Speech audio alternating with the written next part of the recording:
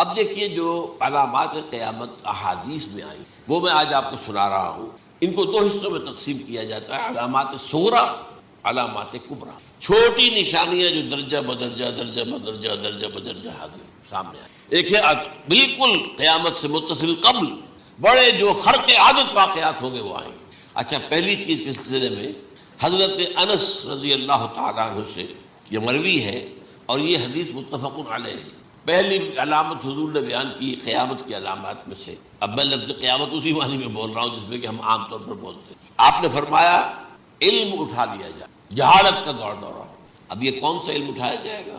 Science کا علم نہیں، دین کا علم. آج تو ساری قدر و قیمت جو ہے جس کے لیے دوڑتے ہیں لوگ لاکھوں روپے کی فیسیں دے کر، MBA ہو رہے ہیں، یہ جو ہے اکاؤنٹنسی کا پاس کر رہے ہیں، یہ CA کر لیا ہے، یہ کوئی اور جو ہے فزکس میں کوئی کیمسٹری میں ڈاکٹریٹ کر لی ہے، ڈاکٹر بن جائے تو کیا ہی کہہ رہے ہیں. اس لیے کہ بڑی چیز جو پاکستان سے ایکسپورٹ ہوتی ہے وہ ڈاکٹر ہیں. اتنے بڑے پیمانے پر جو کالج کھلے ہوئے ہیں، 3 لاکھ روپے ایک سال کی فیس، 5 لاکھ روپے ایک سال کی فیس. یہ کیوں لیتے ہیں اور کیوں لوگ دیتے ہیں؟ کہ موقع مل جاتا ہے MBBS کر کے. امریکہ کے اندر بھی ڈیمانڈ ہے، ان کے ہاں ڈاکٹر جو ہیں جتنے ہونے چاہیے نہیں ہے، لہذا اور بھی بہت سی جگہوں پر ڈیمانڈ ہے. تو جس چیز کی مارکیٹ میں ڈیمانڈ ہے وہ علم ہے. آج علم کمپیوٹر کا علم ہے ہے یہ. حالانکہ ان میں سے کسی کے اوپر لفظ علم کا اطلاق میرے نزدیک غلط، جہالت. علم وہ ہے جو ذہن کو جلا دے، جو سوچ کو جلا دے، روشنی پیدا کرے، دماغی روشنی، وسعت دے، انسان کے فکر کو وسعت دے، اس کے ذہنی جو ہے جو افق ہے اس کو وسیع کرے. علم تو وہ ہے جو حقیقت کے کیا علم بھی اس سے عطا فرمائے. قرآن ہے، حدیث ہے، باقی اور چیزیں جو اس سلسلے میں آ سکتی ہیں وہ ہے کہ جو قرآن اور حدیث کی سمجھنے میں مومن ہوں اور زیادہ جو ہے اس کے تک فہم کو آسان کر. لیکن یہ کہ فرمایا علم اٹھا لیا جائے گا، جہالت کو فروغ ہوگا. ظاہر بات ہے ایک ہی بات ہوئی ہے. دوسرے نمبر پہ یہ کہ جہالت کو فروغ ہوگا. نمبر 3 زنا کثرت سے ہوگا. نمبر 4 شراب نوشی عام ہو جائے گی. نمبر 5 عورتوں کی تعداد بہت زیادہ ہو جائے گی، مردوں کی تعداد کم ہو جائے گی. یہاں تک کہ 50 عورتوں کا خیر خبر کرنے والا، کوئی نگرانی کرنے والا، وہ ایک مرد. اچھا، یہ تو ہے ایک حدیث جو میں نے آپ کو بیان کر دی، متفق علیہ. یہ بخاری اور مسلم دونوں میں ہے. دوسری حدیث بخاری کی ہے، اس کو حضرت ابو ہریرہ رضی اللہ تعالیٰ عنہ نے روایت فرمایا ہے. قیامت آئے گی جب امانت ضائع ہو جائے گی. آج ہمارے ہاں امانت کے ضائع ہونے کا جو نقشہ ہے شاید پوری دنیا میں کہیں اور نہیں. جس طرح کے غبن یہاں ہوں، جس طرح کک بیکس جو ہے وہ لیے جاتے ہیں. اس غریب یعنی قوم غریب ہے لیکن یہاں امیر بہت بڑے بڑے لوگ ہیں. وہ تو دنیا بھر کے ٹاپ کے امیروں کے اندر ان کا شمار ہو جائے گا. لیکن یہ کہ یہ سب امیر کیسے بنے؟ غبن بلین $. اب تو اس سے کم کی تو بات ہی نہیں ہوتی. فلاں نے اتنے بلین جو ہے پیسے اپنا جو ہے قرضہ معاف کرا لیا. بھائی کس نے، کون کرتا ہے معاف؟ یہ کسی کے باپ کی جاگیر ہے. یہ پیسہ بینک کے اندر حکومت کا ہے کہ حکومت کو اختیار ہو گیا وہ رائٹ آف کر دے ان کے جو ہے ان کی جائیدادیں کرو ضبط. لیکن ہوتا کیا ہے، بینک آفیسر بے ایمان ہے. وہ کہتا تھا 1 کروڑ کا قرضہ لے جاؤ، 10 لاکھ مجھے دے جاؤ، چاہے تم میرے پاس کوئی ڈاکومنٹ جو ہے ایسے نہیں دے سکتے. حالانکہ ہونا چاہیے. اتنا بڑا قرضہ لے رہے ہو تو ڈاکومنٹس یہاں پر ہمارے سامنے لاؤ کہ اگر تم نہ دے سکو تو ہم ان ڈاکومنٹس کے ذریعے سے تمہاری جائیداد، تمہاری کوئی جاگیر، تمہاری کوئی اور چیز کو قبضہ کریں. جب وہ وقت آتا ہے دیکھتے تو یہ ڈاکومنٹس ہی فیک ہیں. اللہ خرچ کیا کرے گا کوئی؟ بینک کا باپ بھی واپس نہیں لے سکتا. اور یہ سب کس کی بے ایمانی ہے؟ وہ جو بیٹھا ہوا بینک مینیجر، سارا سودا اس کے ماں باپ دیتا کہ 1 کروڑ ہے نا، 10 لاکھ مجھے جو 90 تم لے جاؤ. باقی یہ کہ ٹھیک ہے میں تمہارے جو ڈاکومنٹس تم پیش کرے سو کوئی اعتراض نہیں کرتا، بس جاؤ. اور نمبر 2 حکومت نااہلوں کے سپرد ہو جائے گی. یہ ہے امام بخاری کی روایت کردہ روایت جو حضرت ابو ہریرہ سے. مسلم شریف میں ابو ہریرہ رضی اللہ تعالیٰ عنہ سے ایک اور روایت ہے، مال عام ہو جائے گا یہاں تک کہ زکوٰۃ قبول کرنے والا کوئی نہ ہوگا. یہ بات وہ ہے جو آج سعودی عرب اور UAE کے اندر آپ کثرت سے دولت جو ہے وہ ریل پیل. ابھی تھوڑا سا آیا ہے معاملہ خاص طور پر دبئی میں، کیونکہ وہاں بہت زیادہ کنسٹرکشن ہو رہی تھی. تو پوری دنیا میں آپ کو معلوم ہے کہ جو ریئل اسٹیٹ کہلاتا ہے اس کا حال بہت پتلا ہے. لیکن وہاں کے دولت ریل پیل ہر جگہ پر. آپ نے فرمایا کہ جب لونڈی اپنی مالکہ کو جنے گی اور تم دیکھو گے کہ ننگے بدن ننگے پیر بھوکے ننگے بھیڑوں اور بکریوں کو چرانے والے اونچی سے اونچی عمارتیں بنانے میں ایک دوسرے کا مقابلہ کریں. اذا تلد الامۃ ربتها، کیا بات ہے؟ یہ خاص الفاظ کیوں کہے گئے؟ اولاد والدین کے سامنے دب کر رہتی تھی، کبھی سینہ تان کر بات کی، ٹھیک ہے کوئی بات آپ مان نہیں سکتے، ابا جان یہ بات تو میں نہیں کر سکتا، یا فرض کیجئے کہ وہ آپ کو کسی نیکی سے روک رہے ہیں، کہ دینی کام سے روک رہے ہیں، ابا جان یہ تو میں نہیں کروں گا، یہ تو دین کا فرض ہے، یہ کہیں آپ اور ڈٹ کر کہیں اور جمیں اس پر، لیکن یہ کہ کوئی سرکشی کا انداز نہ ہو، ایسا نہ ہو کہ اپنے جناب سینے کو تان کر کے کھڑے ہو جائے، میں نہیں کروں گا، یہ نہیں، یہ غلط ہے۔ اچھا اولاد میں بیٹی جو ہوتی تھی وہ زیادہ سبارڈینیٹ، سبمسو، بات ماننے والی، کہیں بھی سر اونچا نہ کرنے والی، اور آخری دور میں کیا ہوگا، بیٹیوں سے مائیں ڈریں گی، انہیں ٹوک نہیں سکتی کسی بات پر، پتہ نہیں کیا بک دے کیا بکواس کر دے، یہ تو ہمارے یہاں ہو گیا ہے، باہر کیا ہے تو آپ یہ بھی نہیں پوچھ سکتے، آپ کی 13 برس کی لڑکی آئی ہے رات کو 1 بجے، نہیں پوچھ سکتے کہاں رہی ہو، یہ رات کہاں گزاری، پوچھ ہی نہیں سکتے، یہ پوچھنا بھی جرم ہے۔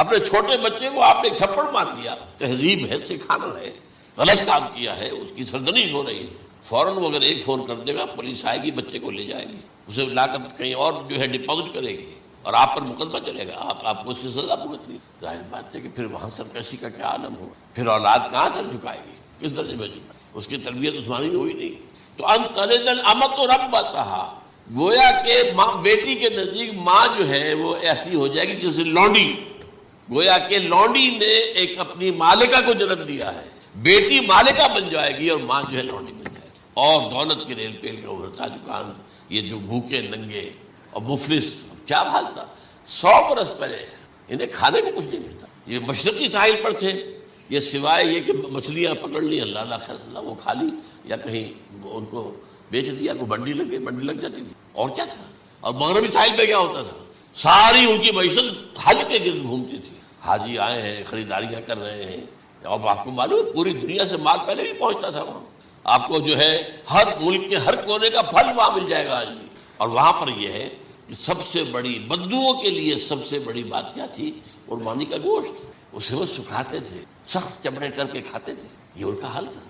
آج جا کر دیکھیے نئے شہر بن رہے ہیں، امریکنز کو کانٹریکٹ دیے جا رہے ہیں، بالکل ماڈرن شہر بنا دو، ایک ایبسولوٹلی ماڈرن شہر جو ہے وہ جو مشرقی ساحل کے اوپر جو پہلے سے آرام کو سٹی ہے، امریکن سٹی ہو، اس کے اندر کوئی سعودی بھی داخل نہیں ہو سکتا سوائے جس کے پاس اس سٹی کی طرف سے لائسنس نہ، اور اس کی 4 دیواری کے اندر، 4 دیواری کیا فصیل کے اندر کہی ہے، جو چاہو کرو، کوئی تم پر پابندی، ننگے نہاؤ، تالاب ہے نہا رہے، ننگی عورتیں ننگی مردیں نہا رہے، کوئی پوچھنے والا۔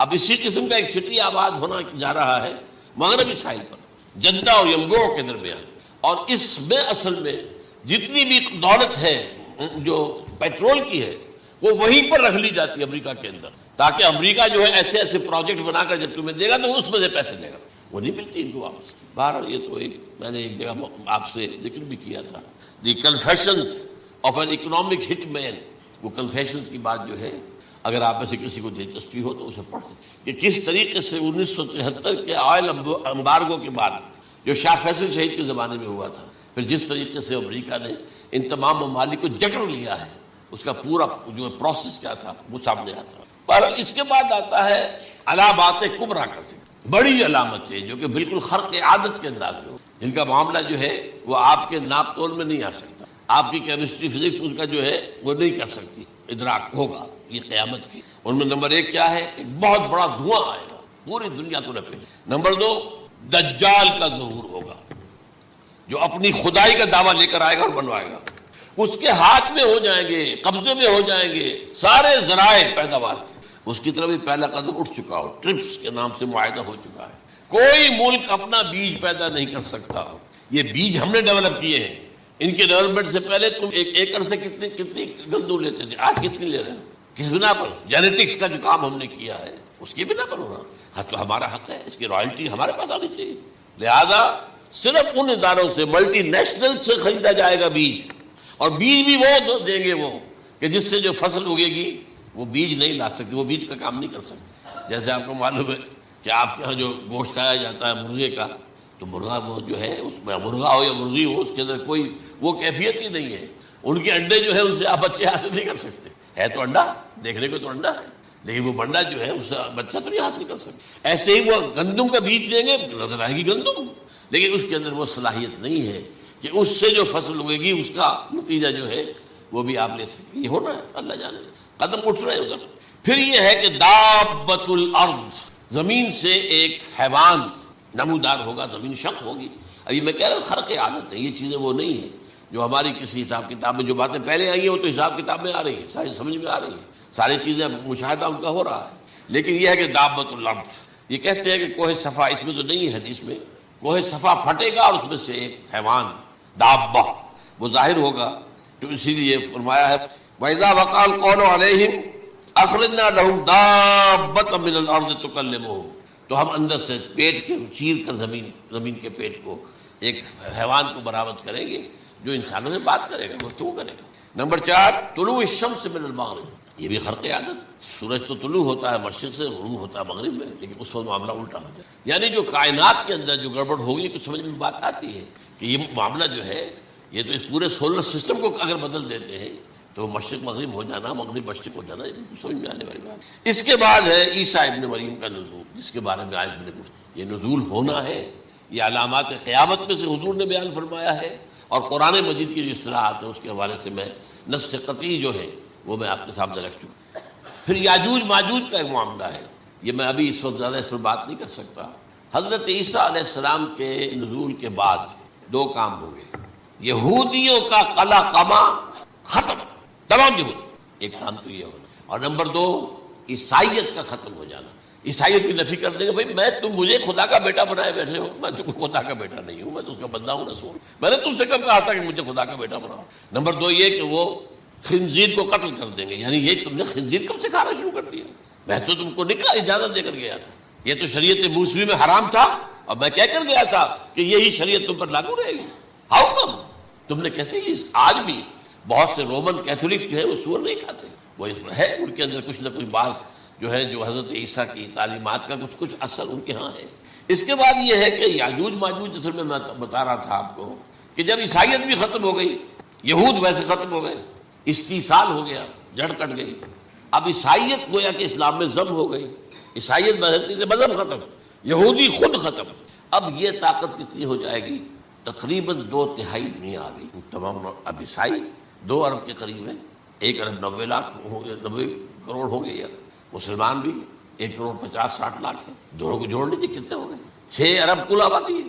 لیکن اس کے بعد آتا ہے یاجوج ماجوج کا خروج. یہ یاجوج ماجوج میرے نزدیک چائنا اور رشیا ہے, ان کی مجموعی طاقت اتنی ہوگی اور یہ اس طرح آئیں گے ہر اونچائی پر سے اترتے ہوئے, پھسلتے ہوئے. جیسے 1962 میں جب وار ہوئی تھی بٹوین چائنا اینڈ انڈیا 1962 میں, تو وہ اس وقت کا نقشہ جو آج بھی اخبارات میں پڑھتا تھا تو یاد, waves after waves of Chinese soldiers were coming down the slopes of Himalayas. یہ تو وہ ہے نا جن کی تعداد کا کوئی حساب نہیں. اور رشیا اور یہ مل کر جو ہے, میرا اندازہ یہ ہے کہ جب پہلے ملحمۃ العظمیٰ ہوگی وہ عیسائیوں اور مسلمانوں کے درمیان, اس وقت یہ دونوں پاورز نیوٹرل رہیں گی. لیکن غالباً یہ بات طے کر لیں گی کہ ویپنز آف ورلڈ جو ہے ماس ڈسٹرکشن یہ استعمال مت کرنا.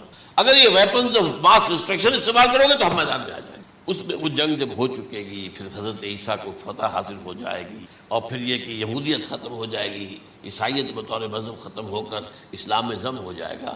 پھر وہ 40 برس کا عہد حکومت ہے عیسیٰ علیہ السلام. لیکن جب یہ فتح ہو جائے گی ان پر, اب یاجوج ماجوج اور اتنی تعداد میں آئیں گے کہ بحیرہ طبریہ جو ہے اس کا سارا پانی پی جائے گا. یہ تو اگر آپ کو کبھی اندازہ ہو یا کوئی آپ جانیں ان لوگوں کو جو ان چینیوں سے واقف ہیں, وہ کہتے ہیں زمین پر ہلتی ہوئی کوئی چیزوں سے وہ چھوڑی چھوڑ کے کھا جائیں گے. جہاں وہ جاتے ہیں ایز اے لیبرر, وہاں کے جو سارے کتے ہیں ختم, ساری بلیاں ختم, ہر شے وہ جو سانپ کھاتے ہیں, ہر چیز کھاتے ہیں. اور یہ تمام ایسٹرن کنٹریز کے اندر ہوتا ہے, بڑی ڈیلیشس ڈشز ہیں یہ سانپ وغیرہ وغیرہ. اور یہ جس طرح کھا جائے, پانی پی جائے, ایک قطرہ نہیں رہے گا اس پر. تو پھر جو ہے اللہ تعالیٰ اس وقت جو ہے اس میں ایک ایسی بیماری پیدا کرے گا, یہ سب مر جائے. یہ معجزے سے ہوگا, یعنی ان کے اوپر فتح جو ہے وہ عام لڑائی کے ذریعے سے نہیں ہوگی, بلکہ اس کے اوپر فتح جو ہوگی وہ اللہ تعالیٰ سے موجود, ایک بیماری پیدا ہوگی, سب مر جائے گا. اور اس کے بعد اللہ تعالیٰ ایسے پرندے بھیجے گا بڑی لمبی لمبی گردنوں والے, وہ ان سب کو کھا جائیں گے. جیسے ہمارے یہاں گدھ ہوتے ہیں وہ ان کو صاف کر دیں گے. ورنہ تو یہ ہے کہ پوری دنیا کے اندر جو بدبو اور جو پیدا ہوتا معاملہ اس سے, تو اس نوع انسانی کی بقا ممکن نہیں. ان کے خاتمے کے بعد پھر یہ ہوگا کہ حکومت اسلامی جو ہے پوری دنیا میں حضرت مسیح علیہ السلام کی ہوگی. 45 برس وہ رہیں گے، اسی میں وہ کہلن بھی آ جائے گا، وہ فی المہد و کہلن جو میں نے شروع میں بیان کیا تھا، اسی میں پھر یہ ہے کہ وہ شادی بھی کریں گے، ان کی اولاد بھی ہوگی، اور پھر ان کا انتقال ہوگا تو حضرت حضور صلی اللہ علیہ وسلم کے حجرے میں، وہیں پر جہاں حضور اور ابو بکر اور عمر رضی اللہ تعالیٰ عنہم دفن ہیں، وہیں پہ، اور قیامت کے دن حضور فرماتے ہیں کہ میں اور یہ تینوں ساتھ ہیں۔ تو یہ ہے حالات و واقعات۔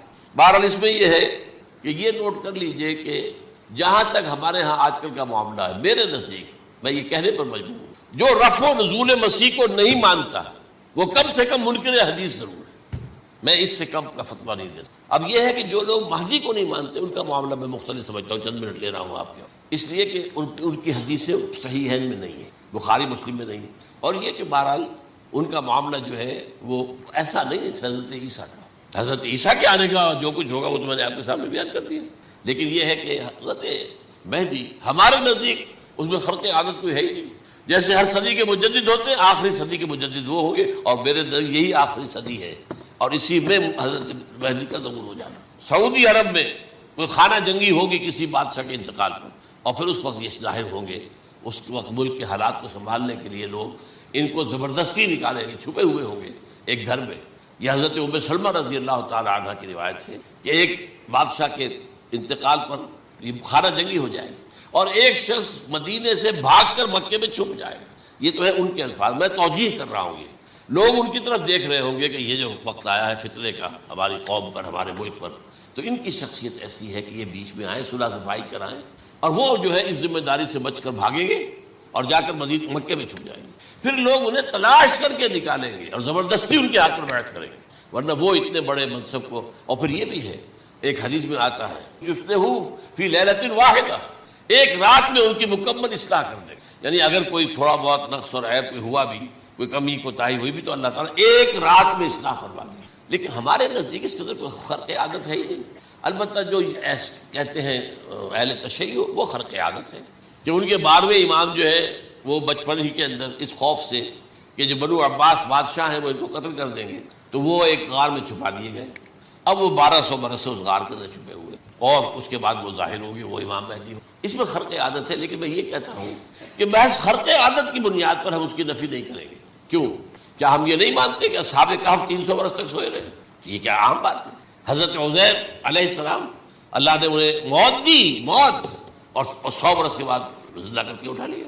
تو خرق عادت حضرت عیسیٰ کو ہم اتنا بڑا خرق عادت مانتے ہیں کہ اٹھا کر آسمان پر، تیسرے آسمان کے اوپر ہیں، موجود ہے، اب بھی ہے، شب معراج میں تیسرے آسمان پر حضور کی ملاقات ان سے ہوئی، تو یہ خرق عادت کی بنیاد پر نفی نہیں ہم کہتے، ہو سکتا ہے، لیکن یہ کہ اس کے لیے ہمارے پاس کوئی دلیل نہیں، کوئی احادیث نہیں، کچھ نہیں، اس لیے ہم اس کو نہیں مانتے۔ البتہ خود وجود جو ہے حضرت مہدی کا وہ کوئی عجیب بات نہیں ہے، وہ تو جیسے پہلے بھی آئے ہیں ہمارے مجددین، ایسے مجدد ہوں گے اور دین کو تازہ کر دیں گے۔ ایک صحیح اسلامی ریاست جو ہے وہ عرب میں قائم ہو جائے گی دوبارہ۔ حضور نے فرمایا وہ عدل اور انصاف سے عرب کو اسی طرح بھر دے گا جیسے کہ وہ اس سے پہلے ظلم اور جور اور زیادتیوں کے اس سے بھری ہوئی ہو۔ تو یہ کام ہوگا، یہ تو مجدد کا کام ہوتا ہی اس حوالے سے۔ لیکن بہرحال میں نے پھر بھی کہا کہ اگر احادیث کی کمزوری کی وجہ سے کہ صحیح علم میں نہیں ہے، اگر کوئی شخص انکار کرے تو مجھے کوئی اعتراض نہیں ہے، ٹھیک ہے، لیکن جو حضرت عیسیٰ کے رفع سماوی اور حضرت عیسیٰ کے نزول کا انکار کرتا ہے وہ کم سے کم، میں انہیں اور آگے کوئی فتویٰ نہیں دیتا کہ وہ کافر ہو گئے یا یہ ہو گئے یا وہ ہو گئے، لیکن منکر حدیث کے لائن میں تو وہ لازمت کھڑے ہو گئے، کیونکہ اتنی واضح اور پکی حدیثیں ہیں حضرت مسیح کے نزول کی، اور علامات قیامت میں جس طرح ان کا ذکر آتا ہے کہ اس سے انکار جو ہے وہ جب تک آپ پوری حدیث کے ذخیرے کا انکار نہ کریں اس وقت تک ممکن نہیں ہے۔ اقول قولی ھذا واستغفر اللہ لی ولکم ولسائر المسلمین۔ وہ لمحہ آ گیا ہے جس کا تمہیں اپنی پوری زندگی انتظار تھا، وہ گھڑی جس نے تمہاری زندگی کو مکمل طور پر بدل کر رکھ دینا ہے۔ ابھی ابھی تمہارے سامنے ایک ایسا خفیہ اور طاقتور ذکر ہے جو تمہاری زندگی کا نقشہ ہی بدل دے گا۔ یہ کوئی معمولی بات نہیں، یہ ایک عظیم تجربہ شدہ ذکر ہے جسے اگر تم سچے دل سے اپنا لو تو تم اپنی آنکھوں سے دیکھو گے کہ کس طرح تقدیر پلٹ جاتی ہے اور کس طرح رب کی رحمت کے دروازے تمہارے لیے کھل جاتے ہیں۔ اے میرے پیارو، اے تھکے ہارے لوگو، اے جن کی زندگیاں روزی کی تلاش میں بھاگ رہی ہیں، یہ ذکر تمہارا مضبوط ہتھیار ہے، تمہارا پوشیدہ خزانہ ہے، وہ روشنی ہے، جو تمہاری زندگی کے اندھیروں کو مٹا دے گی اور تمہاری تنگی کو ایسی کشادگی میں بدل دے گی جس کا تم تصور بھی نہیں کر سکتے۔ یہ ذکر بہت آسان اور ہلکا ہے، اس کے لیے نہ تو زیادہ محنت کی ضرورت ہے نہ زیادہ وقت کی۔ تم اسے زندگی کے ہر لمحے میں پڑھ سکتے ہو، چاہے سڑک پر چل رہے ہو، گھر میں بیٹھے ہو، کام کر رہے ہو، یا رات کے اندھیرے میں اپنے بستر پر لیٹے ہو۔ کسی بھی وقت، کسی بھی گھڑی، جب تمہیں تھوڑا سا وقت ملے بس اسے پڑھ لو، صرف 41 مرتبہ، ہر فرض نماز کے بعد یا دن کے کسی بھی وقت۔ یہ اتنا مختصر اور آسان ہے کہ اس امت کا ہر چھوٹا بڑا اسے زبانی یاد رکھتا ہے۔ تمہیں نہ تو لمبی لمبی عبارتیں یاد کرنی ہیں، نہ ہی گھنٹوں وقت گزارنا ہے، بس چند الفاظ ہیں، لیکن ان الفاظ میں وہ طاقت ہے جو پہاڑوں کو ہلا سکتی ہے اور آسمانوں کے تختوں کو کھڑکھڑا سکتی ہے۔ میں خدا کی قسم کھا کر کہتا ہوں، اگر تم اس ذکر کو مکمل یقین، مضبوط ایمان اور سچے دل کے ساتھ پڑھو گے، چاہے دن میں صرف ایک بار، تو تمہاری زندگی سے تنگی ہمیشہ کے لیے ختم ہو جائے گی۔ تم پر بارش کی طرح روزی برسے گی، جیسے مردہ زمین پر بارش برستی ہے اور اسے زندہ کر دیتی ہے۔ تم خود حیران رہ جاؤ گے کہ کس طرح تمہاری زندگی بدل جائے گی۔ تمہارے رکے ہوئے کام چل پڑیں گے، تمہیں ایسے غیبی اسباب ملیں گے جن کا تمہیں کوئی اندازہ نہیں تھا۔ خدا تمہیں اپنے پوشیدہ خزانوں سے ایسی مغفرت اور ایسا رزق عطا فرمائے گا جو تمہارے گمان، تمہارے خیال اور تمہارے اندازے سے بالکل باہر ہوگا۔ رزق تمہارے پیچھے اتنی تیزی سے دوڑے گا جتنی تیزی سے موت انسان کے پیچھے دوڑتی ہے۔ لیکن اس سے پہلے کہ میں تمہیں اس ذکر کے الفاظ اور مکمل طریقہ بتاؤں، ہمیں تھوڑی دیر رک کر غور کرنا چاہیے صاف ذہن کے ساتھ ایک بہت اہم بات پر۔ آج کل ہر طرف یہی شکوہ ہے، یہی فریاد ہے کہ کاروبار نہیں چل رہا، نوکری نہیں مل رہی، گھروں سے برکت ختم ہو گئی ہے، روزی کی تنگی نے زندگی کو ناممکن بنا دیا ہے۔ لیکن کیا ہم نے کبھی تنہائی میں بیٹھ کر سوچا ہے، کیا ہم نے کبھی غور کیا ہے کہ آخر روزی کی یہ تنگی کیوں آتی ہے؟ ہم رات دن اذکار اور اسباب تلاش کرتے رہتے ہیں، لیکن ہم ان اصلی اسباب کو ختم کرنا بھول جاتے ہیں جو روزی کی راہ میں سب سے بڑی رکاوٹ اور لوہے کی دیوار کی طرح کھڑی ہے۔ ان بڑی رکاوٹوں میں سے پہلا اور سب سے خوفناک سبب حرام کمائی ہے۔ میں خدا کی قسم کھا کر کہتا ہوں کہ جس گھر میں 1 درہم حرام داخل ہوتا ہے، بلکہ 1 لقمہ حرام داخل ہوتا ہے، اس گھر سے خیر او برکت اور سکون او راحت ہمیشہ کے لیے رخصت ہو جاتی ہے۔ آج کل ہم نے دولت کمانے اور امیر ہونے کی دوڑ میں، لوگوں کی نظروں میں امیر نظر آنے کی دوڑ میں بالکل بھول گئے ہیں کہ ہمارے ہاتھوں میں آنے والا یہ مال کہاں سے آ رہا ہے، حلال راستے سے آ رہا ہے یا حرام راستے۔ کوئی سود کھا رہا ہے، کوئی رشوت لے رہا ہے تاکہ اپنے بچوں کو کھلا سکے، کوئی اپنے کاروبار میں دھوکہ دے رہا ہے، کوئی تول میں کمی کر رہا ہے تاکہ لوگوں کو ٹھگ سکے۔ یاد رکھو، حرام کمائی بظاہر بہت زیادہ، بہت پرکشش اور ڈھیروں کی صورت میں نظر آتی ہے، لیکن اس کے ساتھ خدا کا غضب اور اس کی لعنت آتی ہے۔ جو جسم حرام سے پل کر بڑا ہوتا ہے وہ دنیا اور آخرت میں کبھی کامیاب نہیں ہو سکتا، اور ایسے انسان کی دعائیں کبھی قبول نہیں ہوتی۔ جب ہماری دعائیں ہی قبول نہیں ہوتی تو ہمارے اذکار کا کیا اثر ہوگا؟ اور جب پوری عمارت کی بنیاد ہی حرام، دھوکہ اور خیانت پر رکھی گئی ہو تو اگر روزی کی تنگی نہیں آتی تو پھر کیا آئے گا؟ دوسری بڑی وجہ بغض، کینہ اور حسد ہے جو اس دور میں ہمارے دلوں میں بھر گئے ہیں۔ آج ہمارے دل دوسروں کے لیے نفرت اور دشمنی سے بھرے پڑے ہیں۔ جب ہم کسی بھائی کو کامیاب دیکھتے ہیں تو خوش ہونے اور مبارکباد دینے کے بجائے ہم اندر ہی اندر جلنے لگتے ہیں۔ کینہ اور بغض ہمارے اندر بھڑک اٹھتا ہے اور ہمارے دل کی پوشیدہ خواہش ہوتی ہے کہ کسی طرح دوسرے کی یہ نعمت ختم ہو جائے اور ہمارے پاس آ جائے۔ لیکن یاد رکھو، حسد نیکیوں راحت اور روزی کو اتنی تیزی سے کھا جاتا ہے جتنی تیزی سے بھڑکتی ہوئی آگ سوکھی لکڑی کو بھسم کر کے راکھ کر دیتی ہے۔ جب تم خدا کے بندوں سے حسد کرتے ہو اور ان کی خوشحالی سے آجردہ ہوتے ہو تو خدا تمہارے لیے بھی روزی کے دروازے بند کر دیتا ہے۔ असली रिज़्क तो दिल की सफाई, अच्छी नीयत और दूसरों के लिए भलाई से आता है, और जो दिल कईना, बुग़्ज़ और हसद की गंदगियों से भरा हुआ है, उस पर खुदा की रहमत और रोजी की बरकत कैसे नाजिल हो सकती है। इन सब के अलावा एक और पोशीदा वजह बढ़ता हुआ जुल्म है जो हमारे मुआशरे में दिन ब दिन बढ़ रहा है। आज का इंसान कमजोर, गरीब और बेबस शख्स पर जुल्म करने से जरा नहीं हिचकिचाता। कोई गरीब का हक मार रहा है, कोई यतीम का माल खा रहा है, कोई अपने मुलाजिमों और मजदूरों को वक्त पर पूरा अज्र नहीं दे रहा और उनका खून चूस रहा है, कोई अपने भाई बहनों को उनका शरई हक विरासत से महरूम कर रहा है ताकि खुद आयश कर सके।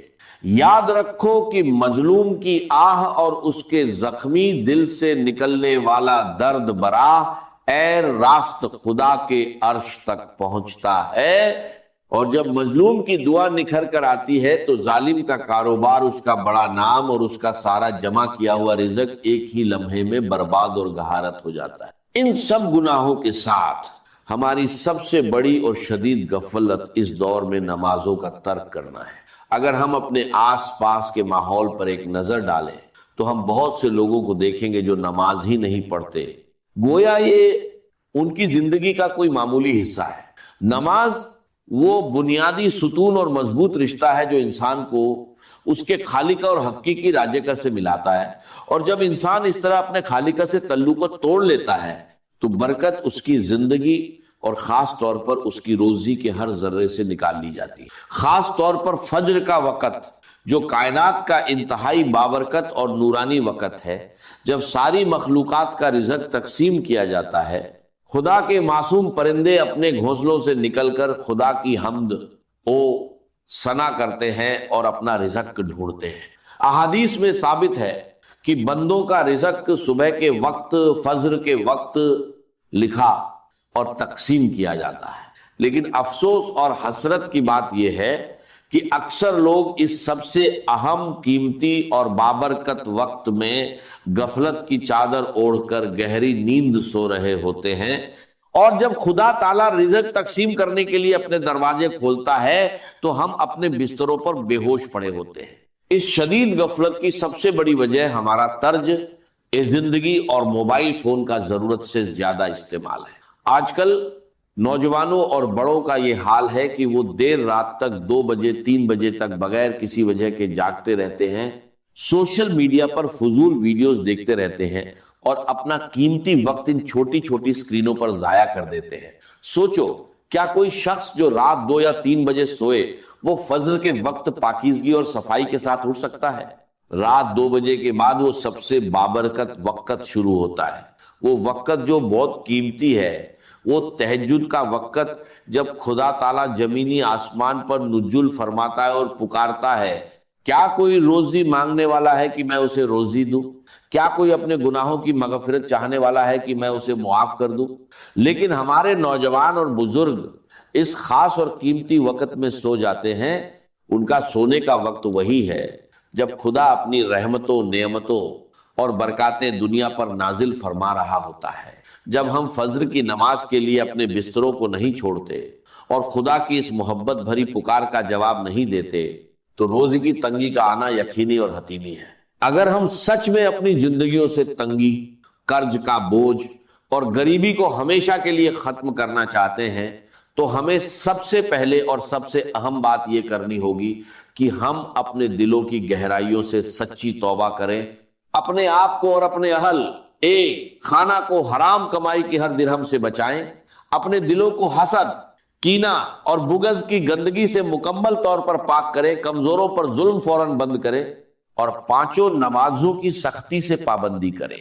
जैसे ही तुम खुदा के हुकूक और बंदों के हुकूक अमानत और खुलूस के साथ अदा करने लगोगे, तुम अपनी आंखों से देखोगे कि रोजी की तंगी मिनटों में कैसे खत्म हो जाती है और तुम्हारे कारोबार और जिंदगी में गैर मुतवक्की गैबी बरकत कैसे नाजिल होती है। नमाज और तकवा ही रिज़्क की असली और खुफिया कुंजी है। रिज़्क के मामले में पाकीज़ा जिंदगी और नमाज की पाबंदी के साथ साथ एक और बहुत खूबसूरत, शानदार और कीमती अमल है जो मकनातीस की तरह रिज़्क को इंसान की तरफ खींचता है, और वो है खुदा की राह में सखावत से खर्च करना, यानी सदका देना। सदका एक मुनफरिद और नफा बख्श तिजारत है जो इंसान को दुनिया और आखिरत में कभी नुकसान में नहीं डालती। आज मैं तुम्हें 3 ऐसे सदके बताऊंगा जिन पर 1 दिरहम भी खर्च नहीं होगा, लेकिन तुम खुदा के यहां उसके सखी बंदों में शुमार हो जाओगे। पहला और बाबरकत सदका प्यासे को पानी पिलाना है। अगर तुम्हारी दुकान है या घर है जहां से राहगीर, मुसाफिर और आम लोग गुजरते हैं तो बाहर ठंडे पानी का कूलर रख दो। जब कोई प्यासा शख्स इससे पानी पीकर सुकून पाएगा तो उसके दिल की गहराइयों से निकलने वाली दुआ कबूल होगी और ये कूलर तुम्हारे लिए जारी सदका बन जाएगा। दूसरा सदका भूखे को खाना खिलाना है। जब तुम्हारे घर में खाना पके तो उसमें से थोड़ा सा हिस्सा 1-2 रोटियों के साथ अपने गरीब पड़ोसी या जरूरतमंद तक पहुंचा दो। ये खाना वैसे भी बचकर जाया हो जाता, लेकिन जब तुमने इसे भूखे को खिलाया तो ये खुदा के यहां अजीम